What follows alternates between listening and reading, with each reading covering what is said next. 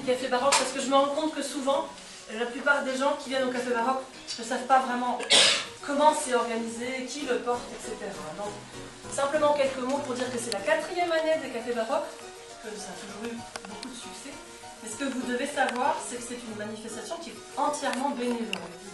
Donc ça veut dire qu'on a apporté le clavecin, on l'accorde, je l'accorde bénévolement, je viens vous parler et vous jouer de la musique bénévolement, les violoncelles sont venus bénévolement, on est allé acheter du café pour vous, du thé, du sucre, des petits gâteaux, tout ça c'est aux frais de l'association, c'est porté par le Concert Lorrain, qui est une association qui recrute tout un peu des bénévoles, c'est Geneviève justement, parlant de bénévolat, Geneviève qui s'occupe du bar, mais c'est pas le vrai bar du Trinitaire, hein.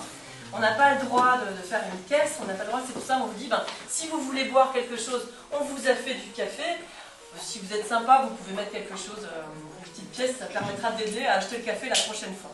Mais le Messe en scène, donc, qui regroupe l'Arsenal, maintenant la BAM et les Trinitaires, met à disposition ce lieu pour nous. On n'est pas obligé de louer le caveau des Trinitaires pour faire le café baroque. Et puis il faut organiser la technique évidemment, et puis le pompier, parce que vous êtes très nombreux, donc si effectivement l'un de vous met le feu, il faut quand même qu'on soit en sécurité. Mais c'est vraiment du bénévolat. Donc souvent, comme ça, je dis un petit mot en disant ce serait sympa d'adhérer à l'association. C'est pas des paroles vaines, c'est-à-dire que si ça vous plaît, il y a vraiment besoin d'un soutien. Et on se demande toujours si ça a du sens de continuer, ça a du sens, parce que évidemment vous êtes très nombreux. Mais c'est une organisation qui est lourde à porter, qui revient chaque mois. Les cafés baroques qui sont décentralisés, qui eux ont été pris en charge par la ville de Metz. Quand c'est dans les quartiers, on fait plutôt ça au moment de l'apéro. Mais ceux des Trinitaires, c'est vraiment que du bénévolat.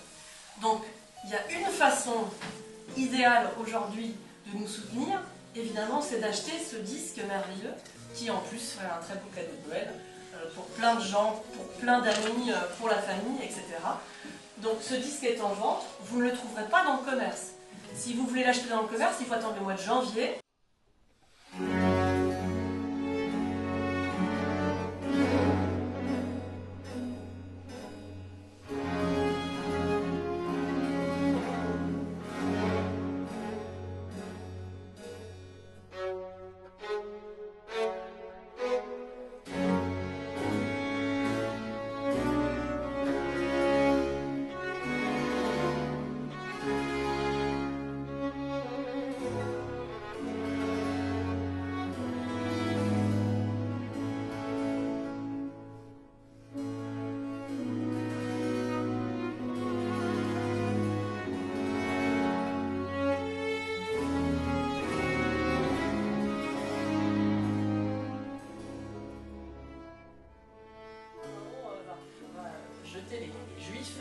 Et donc c'est l'exode du peuple juif.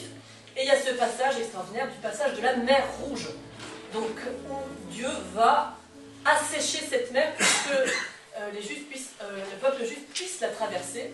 Et où, au moment où les soldats de Pharaon essaient de rattraper ces fugitifs, eh bien les eaux tumultueuses de la mer retombent sur les poursuivants. Vous allez l'entendre, ce passage-là, dans le disque d'Israël en Égypte, mais il y a une pièce de clavecin dont on imagine qu'elle pourrait peut-être être la représentation de cet épisode incroyable. C'est le deuxième prélude en do mineur du clavier intempéré de Jean-Sébastien Bach. Donc Jean-Sébastien Bach, c'est donc ce compositeur allemand qui jouait du clavecin dans le café de Zimmermann à Leipzig. Il ne faisait pas que ça, c'est considéré comme un dieu en musique, voilà, c'est le point de départ de pratiquement tout. Et il a écrit ce clavier tempéré. Le premier prélude, c'est celui-là.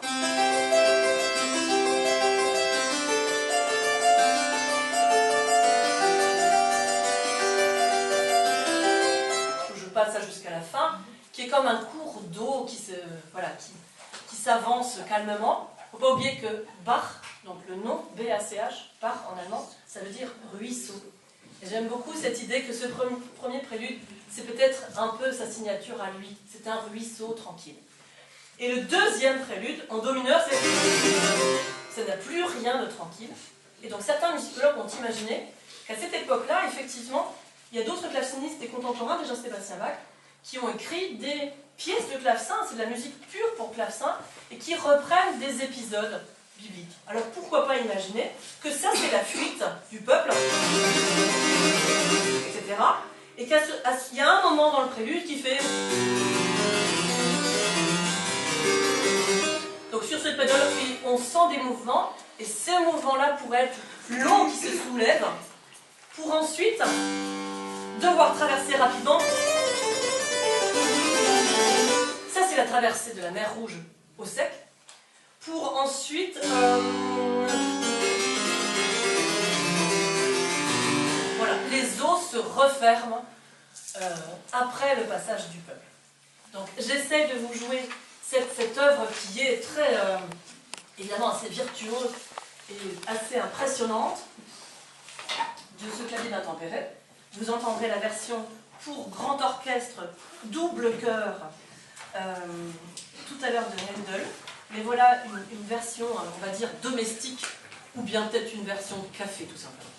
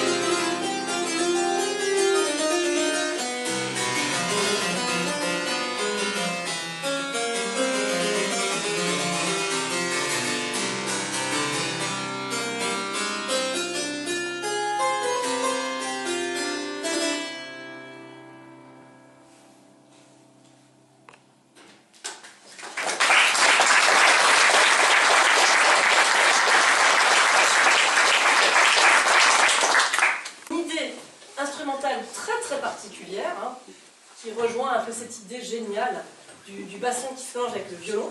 C'est un grand solo de timbale, et ce grand solo de timbale, c'est pour représenter l'eau de cette mer Rouge qui va retomber. Donc le texte, mais les eaux submergèrent leurs ennemis, il n'en resta pas un seul.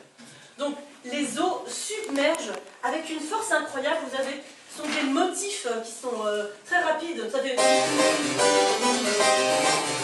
donc avec tout l'orchestre qui joue ça, et vous avez un grand solo de timbales. C'est très particulier parce que les timbales à cette époque-là, c'était juste des instruments, enfin juste, c'était deux marmites d'abord. Hein, vous prenez deux marmites, vous pouvez mettre de la soupe dedans, sinon vous mettez par-dessus une peau et vous frappez avec.